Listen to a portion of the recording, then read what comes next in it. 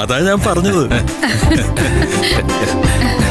സാറിന്റെയൊക്കെ ചെറുപ്പത്തില് സാർ അവിടെ നാട്ടിലല്ലായിരുന്നു. അന്ന് ഓണക്കാലത്തൊക്കെ സാറിന്റെ കൂട്ടുകാരും കാണിച്ചു കൂട്ടുന്ന വേലത്തരങ്ങൾ കണ്ട അല്ലേ സാറേ?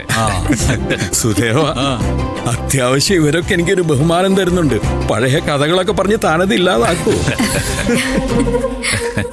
അയ്യോ ഡാഡി, എന്തായാലും ഒരു രസമല്ലേ? ഡാഡിയുടെ പഴയ കാലമൊക്കെ ഒന്ന് പറ. അതെന്താ മോളെ വിശേഷിച്ച് പറയാനൊക്കെ ഉള്ളത്? നാട്ടും പുറത്തെ കൂട്ടുകാരെന്നൊക്കെ പറഞ്ഞ അത് അസ്ഥിയിൽ ഒട്ടിപ്പിടിച്ചിട്ടുള്ള ബന്ധമാ. അന്ന് ഈ പറയുന്നത് പോലെ ആളുകൾ തമ്മിലും മനസ്സിലും മതിൽ കെട്ടി വേർതിരിച്ചിട്ടൊന്നും ഇല്ലല്ലോ. ഏത് വീട്ടിലും ചെന്ന് കയറാം അല്ലേ? എവിടുന്ന് വേണമെങ്കിലും എന്തും കഴിക്കാം. ഞങ്ങൾ ഇങ്ങനെ അലഞ്ഞു നടക്കും. എന്ന് വെച്ചാ ഓണം കൂടൽ എന്ന് പറഞ്ഞൊരു ചടങ്ങ് തന്നെ ഉണ്ട്. അത് വെളുപ്പിനാ. ആ സമയം മുതൽ ഞങ്ങളുടെ സഞ്ചാരം അങ്ങോട്ട് ആരംഭിക്കും. അതിനിടയിൽ ഇക്കൂട്ടത്തിലുള്ള ചിലവന്മാർക്ക് അക്കാലത്ത് ചില പ്രണയങ്ങളൊക്കെ ഉണ്ടായിരുന്നു. അവരുടെ വീടുകളിൽ എന്തെങ്കിലും കാര്യം ഉണ്ടാക്കി പോവുക, ഓണാശംസകൾ പറയുക, ഇതൊക്കെയായിരുന്നു പ്രധാന പരിപാടി. അല്ല, അച്ഛന് അങ്ങനെ ഒന്നും ഇല്ലായിരുന്നോ? ഈ ചെറുപ്പത്തിലെ പ്രണയമൊന്നും? ഉണ്ടാവുമല്ലോ. സാർ നല്ല സുന്ദരനല്ലേ? അപ്പൊ ഇഷ്ടം പോലെ പെൺകുട്ടികളെ നോക്കിയിട്ടുണ്ടാവും. അങ്ങനെ നോക്കിയിട്ടില്ല എന്നൊന്നും ഞാൻ പറയുന്നില്ല.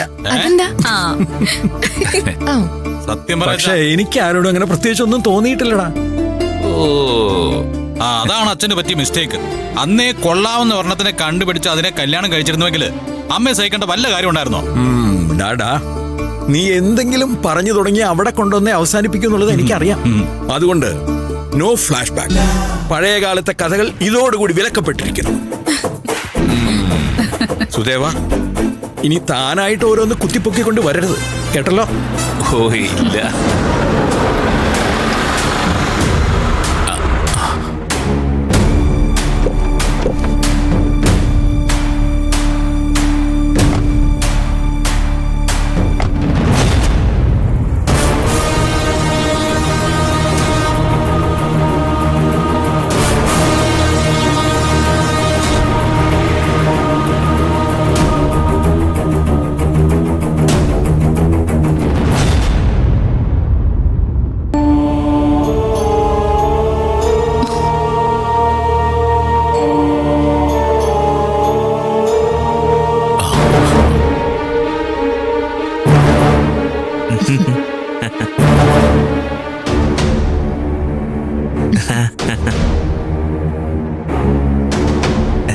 എല്ലാരും ഒന്നിച്ചിരിക്കുകയാണല്ലോ.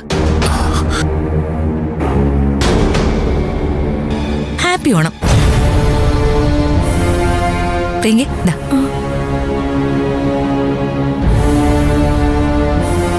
വാങ്ങിക്കടോ.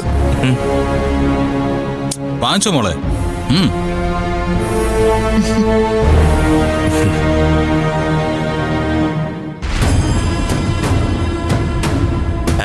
അതെ, ഇനി ഞാനായിട്ടൊന്നും തന്നില്ലെന്ന് വേണ്ട.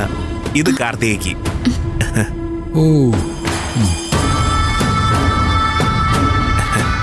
അതെ, സ്വീറ്റ്സാ. എല്ലാവർക്കും കൊടുക്ക്. കൊടുക്ക്. ഹാപ്പി ഓണം.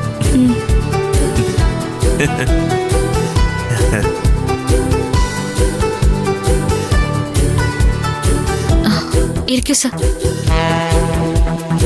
ഇരിക്കൂ.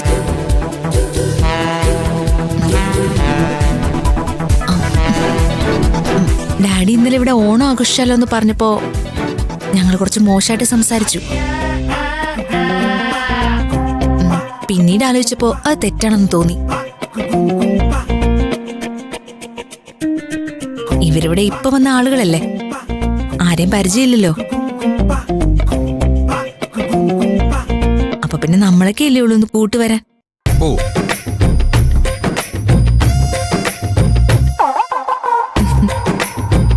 പക്ഷേ ഞാൻ വന്നത് അതിനൊന്നുമല്ല. അന്ന് നാട്ടിൽ വന്നപ്പോ നന്ദിനിയുടെ വീട്ടിൽ നിന്ന് ഭക്ഷണം കഴിച്ചതിന്റെ രുചി ഇന്നേ വരെ എന്റെ നാവിന്ന് പോയിട്ടില്ല.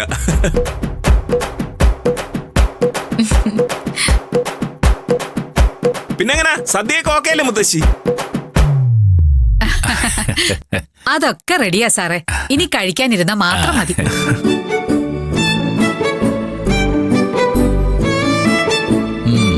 അപ്പൊ അങ്ങനെ ഓണം സമ്പൂർണമായി. ഇനി വരാനുള്ളത് പത്മ മേഡം മാത്രമാണ്.